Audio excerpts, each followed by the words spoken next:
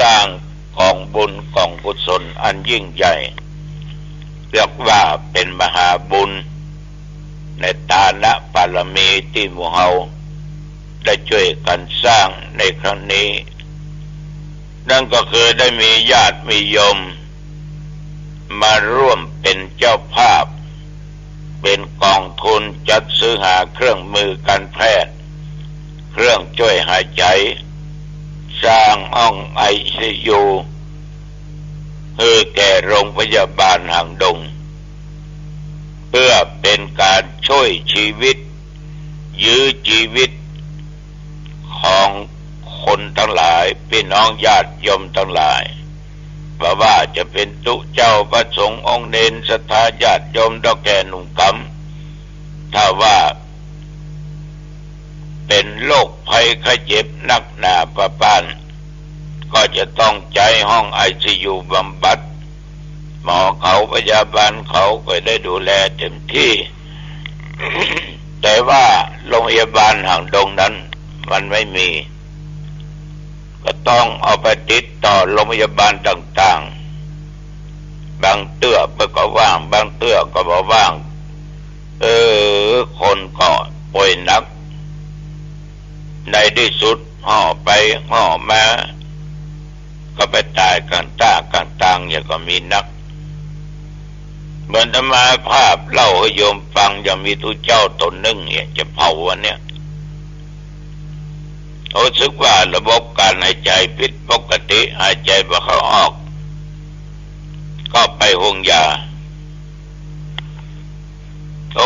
ก็ฟังติดต่อไปทางห้องยาแม่ทางมหาราชทางปังแงะทางสันปะตองผลปรากฏว่าจะได้2 ทุ่มที่ปังแงะถึงเวลาทางโรงยาก็นำตัวเจ้าไปไปอยู่หันมาถึงแตบอยู่แล้วในที่สุด2 ทุ่มปลายไปหันตี3ไปสวาตัวเจ้าตัวนี้ก็ถึงแก่ชีวิตหรือว่ามรณภาพไปแทนที่ต้องได้ยืดยื้อกันไว้ชีวิตสืบต่อไปได้กลับเป็นอย่างอั้นไปฉะนั้นตัวเจ้าต้องขออนุโมทนาต่อคุณณรงค์ ชวศิลป์อธิการบดีมหาลัยมัดแจ้งความประสงค์ห้อมบาน100,000 กองบุญนายพงษ์นรินทร์ใจพรหมมาและนางสมพรไวยโยร่วมบุญมา500 กองบุญแม่จันหอมใจพรหมมาร่วมบุญมา60 กองบุญนอกจากนั้นทางครอบครัวจันเพ็ญปฐมเนติกุลบ้านหนองประทีปอ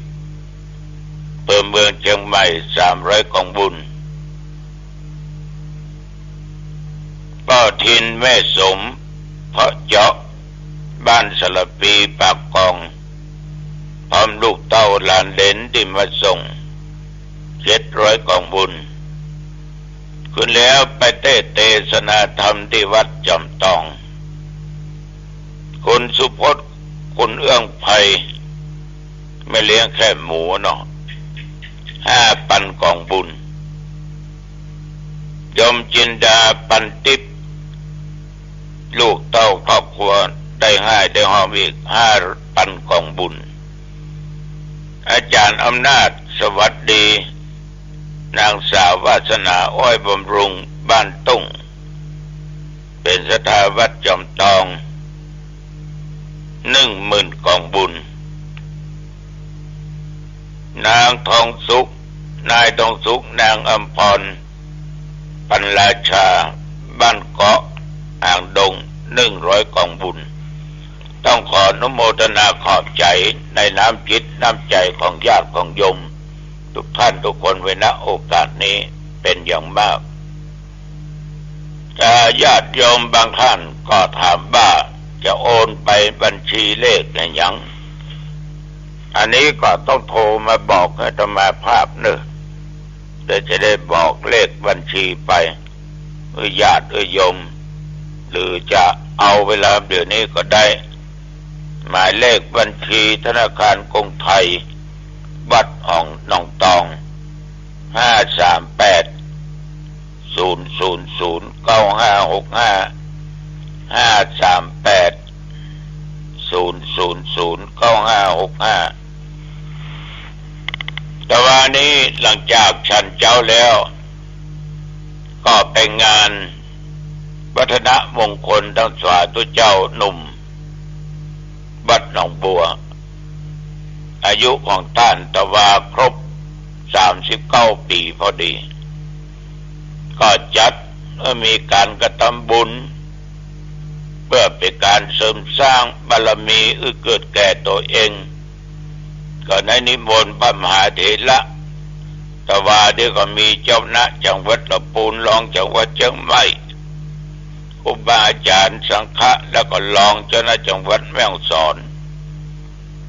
พระสงฆ์จำนวน30 รูปมาเจริญพุทธมนต์เพื่อเป็นมังคละเป็นมงคลต่อชีวิตแล้วก็หลังจากเสร็จก็เป็นนั่งฉันเข้าด้วยกันถึงรองเชียงใหม่ถึงรองแม่ฮ่องสอนถึงเจ้าคณะจังหวัดลำพูนก็ถามว่าตัวเจ้าอยู่วัดหลายก่อส่วนดอกนี่ตัวเจ้าหลายสิบอยู่แล้วก็จังหวัดลำพูนก็มีน้อยแม่ฮ่องสอนมีตัวเจ้า7เน้นมีสักตนก็เลยว่านี่แหละปัญหาที่ตัวลุงพบปะว่า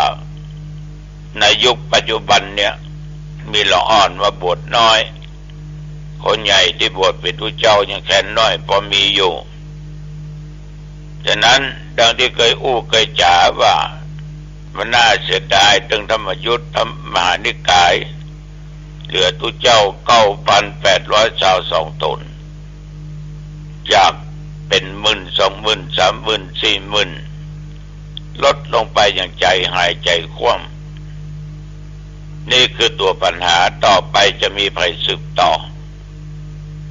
แต่ก็ได้ว่ามันก็คงจะมีต่อกันไปอย่างใดก็ตามแต่ว่านี่ญาติโยมได้พบได้ปะรองจังหวัดเจ้าหน้าจังหวัดก็ได้นั่งสนทนาสาธยายธรรมะแก่กันฟังต่อจากนั้นมาญาติโยมกลับมาวัดก็มีญาติโยมรอท่ามาร่วมกินร่วมทานเสริมสร้างบารมีคือพ่อออกแม่ออกลูกเต้ามาจากอำเภอสระพีเชียงใหม่มาให้มาหอมสร้างกล่องบุญซื้อเครื่องมือการแพทย์เครื่องช่วยหายใจไว้ห้อง ICU โรงพยาบาลหางดงเย็นมาตะวันนี้ญาติโยมแดดกล้ามากๆก็ส่งน้ำอาบน้ำอาบท่ากันนั้นก็แต่งเนื้อแต่งตัวก็ออกวัดไปเทศนาธรรมในงานศพของพระเจ้าที่ธรรมาว่านะเป็นพระเจ้าน้อยวัดจำตองตำบลบ้านแหวนอายุได้38 ปีก็ย้อนว่ามีห้อง ICU นะส่งไปประแงะอยู่ได้ยังบ่รอดขึ้นก็เลยตายไปอายุได้38 ปีพี่น้องญาติโยมในคืนแล้วนั้นก็ไปเป็นตนองค์เทศพร้อมคณะสวดวัดดอกตองก็ขอบใจต่อญาติโยมและตุเจ้ามีสติสัมปชัญญะตั้งอกตั้งใจฟังธรรมเทศนาที่เทศในคืนที่แล้วทีนี้ญาติโยมหลังจากให้พรเรียบร้อยกันเทศที่เป็นวัตถุไตรยทานโภชนะอาหารนั้นเอากลับวัดหนองตองแต่ยอดการเทศนั้นเพิ่นถว ายมาตะใดก็ใส่ซองลวดตาลเนี่ยหมดน่าเรียกว่าตาลไปแต่ที่เอากันเทศก็จะมีหลายสิ่งหลายอย่างสิ่งสำคัญก็คือทุเรียน มันมักเลยเนาะแต่มันชอบฉะนั้นญาติโยมท่านผู้ฟังทั้งหลายก็ช่วยกันไปสงเคราะห์กันไปอำเภอหางดงก็เหมือนคณะสงฆ์อำเภออื่นๆนั่นนะแต่หางดงนี้ตั้งก่อนเป็นตั้งกองทุนของคณะสงฆ์อย่างหางดงนี้ถ้าตนในตนได้ตายเป็นเจ้าอาวาสผู้ช่วยสามเณรตายเมตตาช่วยเหลือกันวัดละ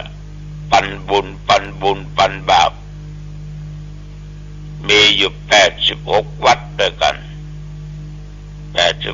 86ฉะนั้นจะได้ปัจจัยอยู่85,000-6,000ไปมอบช่วยเหลือวัดช่วยเหลือว่าช่วยเหลือครอบครัวของคนที่ตายคนที่จากไป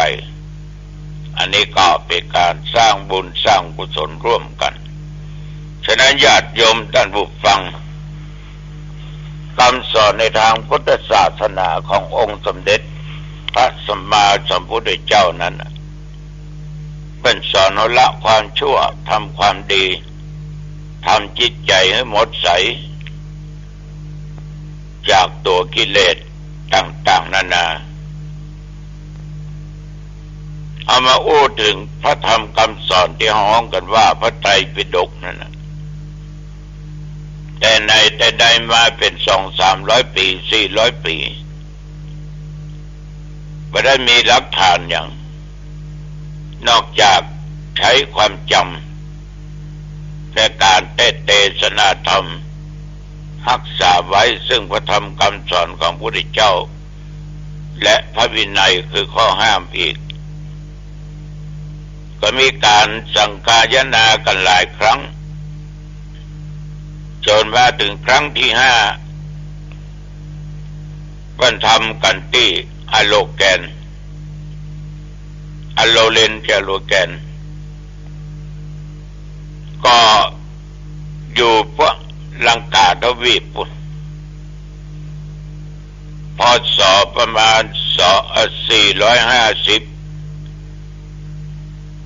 หรือว่าจะเป็น436เนาะโดยสมเด็จเจ้าสิงหุนคือประเทศลังกาเป็นพระอรหันต์จำนวน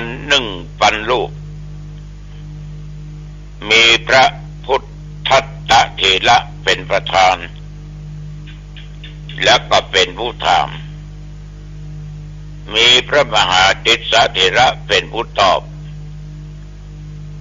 การทำสังฆายนาในครั้งนี้ปรารภเหตุพุทธเจ้ามันแตกกันเป็น2 พรรค2 พวก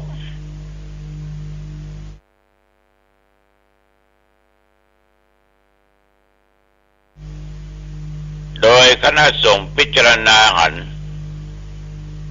ว่าถ้าปล่อยไว้อย่างนี้ความเสื่อมเสียมันก็จะเสื่อมถอยไป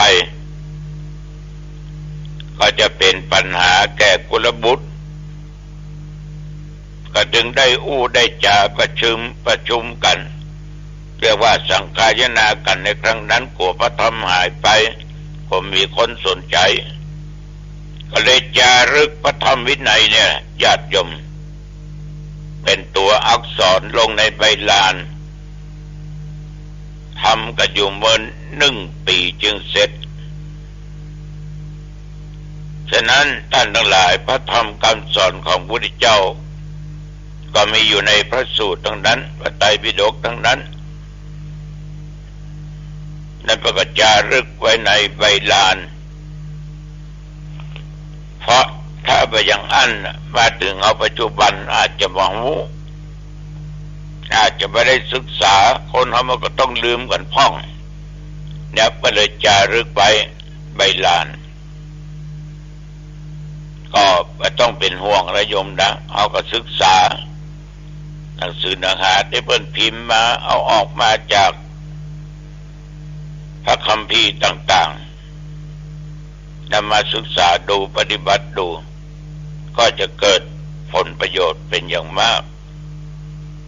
อันนี้ตุเจ้าก็จึงขอฝากกับญาติกับโยมไขข้อข้องใจกันเพราะเวลาเปิ้นมาเพื่อก็จะถามอย่างเงี้ยนะก็เลยตอบไปผิดถูกประดิษฐ์นักปราชญ์ก็ลองพิจารณาดูเนอะเอาละวันนี้อายุวันโนสุขังพลังพบกันไว้โอกาสหน้า